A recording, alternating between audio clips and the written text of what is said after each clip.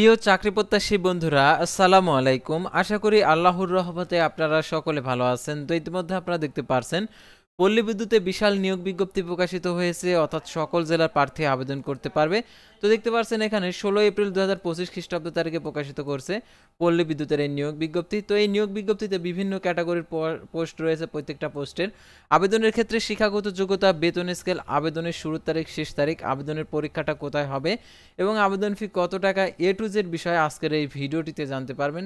আজকের এই ভিডিওটি আপনাদের কাছে অত্যন্ত গুরুত্বপূর্ণ এবং ইম্পর্টেন্ট, কারণ পল্লী বিদ্যুতের নিয়োগ বিজ্ঞপ্তি আপনারা অনেকে আছেন যে খুঁজছেন যে সকল জেলার প্রার্থী আবেদন করতে পারবে। তো এরকম নিয়োগ বিজ্ঞপ্তি সাধারণত এই নিয়োগের ক্ষেত্রে সকল জেলার প্রার্থী আবেদন করতে পারবে। তো আবেদনের ক্ষেত্রে আরও যে সকল শর্তাবলী রয়েছে সম্পূর্ণ কিছু এ টু জেড বিষয়ে আজকের এই ভিডিওটিতে জানতে পারবেন।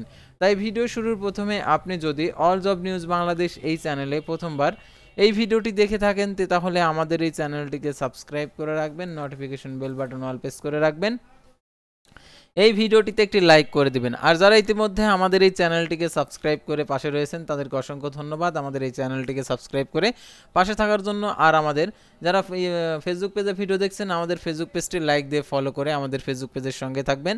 ডিসক্রিপশন বক্সে আমাদের ফেসবুক পেজের লিঙ্ক দেওয়া রয়েছে, তো এখানে ক্লিক করে দেবেন, সাথে সাথে আমাদের ফেসবুক পেজে নিয়ে যাবে। জরুরি প্রয়োজনে হোয়াটসঅ্যাপ এবং ইমো নাম্বার দেওয়া রয়েছে, আপনারা যোগাযোগ করতে পারবেন। তাছাড়া আমাদের ফেসবুক পেজ রয়েছে, তো আপনারা ফেসবুক পেজে নিয়োগ সংক্রান্ত তথ্যগুলো জেনে নিতে পারবেন। আর জরুরি প্রয়োজনে মেসেঞ্জার অপশন রয়েছে, মেসেজ করে নিয়োগ সংক্রান্ত তথ্যগুলো জেনে নিতে পারবেন। তো আর কথা না বাড়িয়ে চলে যাব মূল সার্কুলার পেজে। যেহেতু পল্লী বিদ্যুতের নিয়োগ বিজ্ঞপ্তি অর্থাৎ অনেক শর্তাবলী দিয়েছে, অনেকগুলো পোস্ট রয়েছে, প্রত্যেকটা পোস্টের আবেদনের ক্ষেত্রে শিক্ষাগত যোগ্যতা প্লাস সম্পূর্ণ কিছু আপনাদেরকে দেখিয়েছি।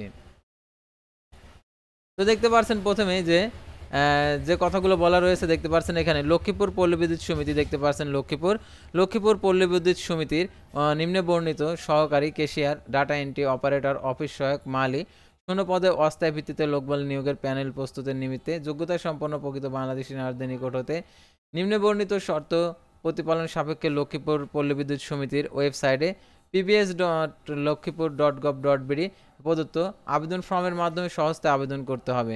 তো দেখতে পাচ্ছেন আবেদনের ক্ষেত্রে যে শর্তাবলী দেখতে পাচ্ছেন এখানে পদের নাম, পদের সংখ্যা, বয়সসীমা, বেতন ভাতা, শিক্ষাগত যোগ্যতা ও যে সকল জেলা প্রার্থী আবেদন করতে পারবে তো এখানে দেওয়া রয়েছে। তো দেখতে পাচ্ছেন প্রথমে সহকারী ক্যাশিয়ার, পদের সংখ্যা 6টি, কম বেশি হতে পারে। বয়সসীমা 15/5/2025 খ্রিস্টাব্দ তারিখে 18 থেকে 32 বছর, বয়স প্রমাণের ক্ষেত্রে এফিডেভিট গ্রহণযোগ্য নয়। আর দেখতে পাচ্ছেন এখানে যে বেতন ভাতা অন্যান্য আর কি তথ্যবলী রয়েছে, অর্থাৎ দেখতে পাচ্ছেন 16 সালের সংশোধিত 18,300 টাকা থেকে 46,240 টাকা বেতনের নিয়ম অনুযায়ী বাড়ি ভাড়া, চিকিৎসা ভাতা, অন্যান্য ভাতা দিয়ে রয়েছে। আর শিক্ষাগত যোগ্যতা এসএসসি সমান ও এইচএসসি সমান উভয় পরীক্ষায় জিপিএ 5 এর মধ্যে 3 পয়েন্ট পেয়ে উত্তীর্ণ হতে হবে। কম্পিউটার মুদ্রাক্ষরিকে বাংলায় প্রতি মিনিটে 10 শব্দ এবং ইংরেজিতে 30 শব্দের গতি টাইপিংয়ের গতি থাকতে হবে। অফিস যন্ত্রপাতি ও কম্পিউটার চালানোর অভিজ্ঞতা ও সনদ থাকতে হবে। সহকারী ক্যাশিয়ার পদের জন্য জামানত হিসাবে 20,000 টাকা প্রদান করতে হবে এবং প্রার্থীর গ্রাহকের সাথে সৌজন্যতার সাথে স্বতঃস্ফূর্তভাবে আচরণ করার সক্ষমতা থাকতে হবে।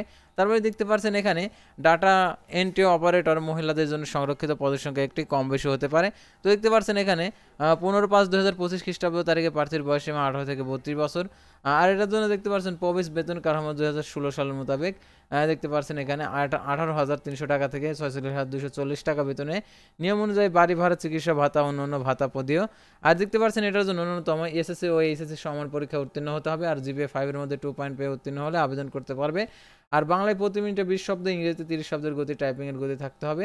আর এটার জন্য দেখতে পাচ্ছেন আরও যে সকল শর্তাবলী রয়েছে এই শর্তাবলীগুলো অবশ্যই আপনাদেরকে জেনে বুঝে আবেদন করতে হবে।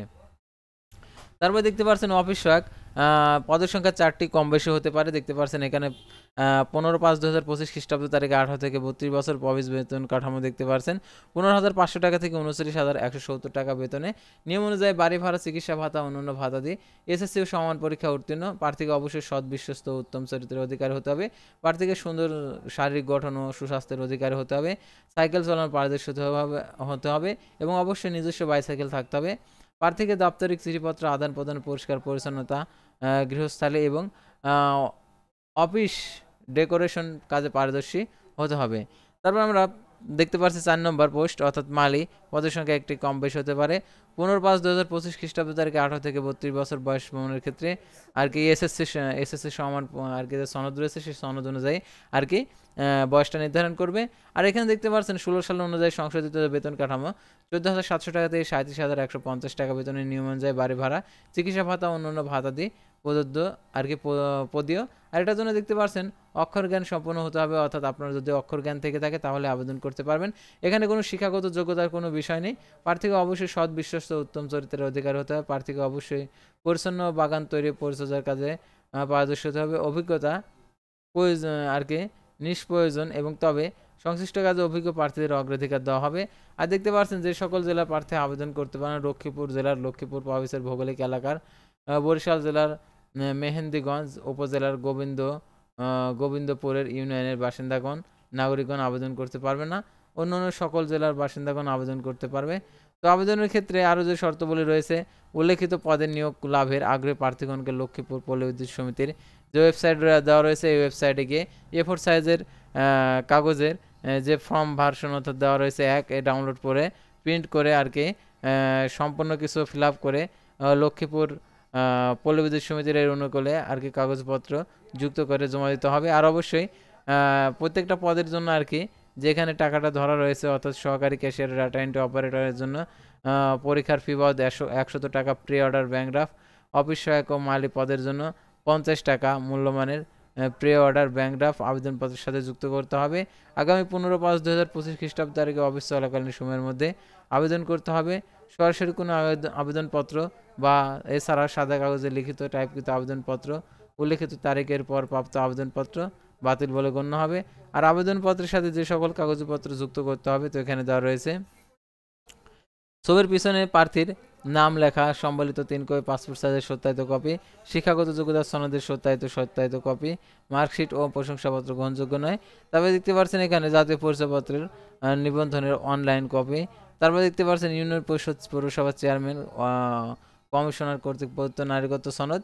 তারপরে ডাটা এন্ট্রি অপারেটর ও অফিস সহকারী ক্যাশিয়ার পদের ক্ষেত্রে কম্পিউটার পরিচালনার স্বীকৃতি স্বরূপ যথাযথ কর্তৃপক্ষ কর্তৃক প্রদত্ত সনদের সত্যায়িত অনুলিপি অর্থাৎ ফটোকপি যুক্ত করতে হবে এবং প্রযোজ্য ক্ষেত্রে অভিজ্ঞ প্রার্থীদের সত্যায়িত অনুলিপি।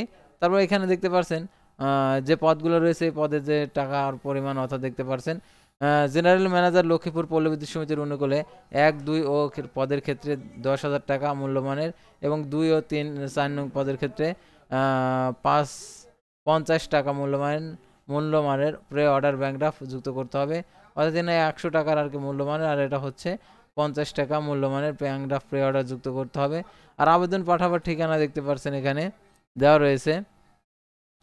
এই ঠিকানা অনুযায়ী আপনাদেরকে আবেদনের আর কি পাঠাইতে হবে। আর এটা যেহেতু অফলাইন আবেদন সেহেতু অবশ্যই দেখে জেনে বুঝে নিজে নিজে আবেদন করতে হবে। অর্থাৎ অন্যকে দিয়ে আবেদন করালে সাধারণত পরবর্তীতে যখন লিখিত পরীক্ষা হবে লেখার সাথে যদি সামঞ্জস্য কোনো মিল খুঁজে না পাইতে তাহলে আবেদনটি আর কি বাতিল হয়ে যাবে। সেহেতু আপনারা অবশ্যই আর নিজের আবেদন নিজেই করবেন। আর এটার জন্য লিখিত এবং ব্যবহারিক ও মৌখিক পরীক্ষা অনুষ্ঠিত হবে, তার জন্য তারা কোনো প্রকার টিএডি প্রদান করবে না।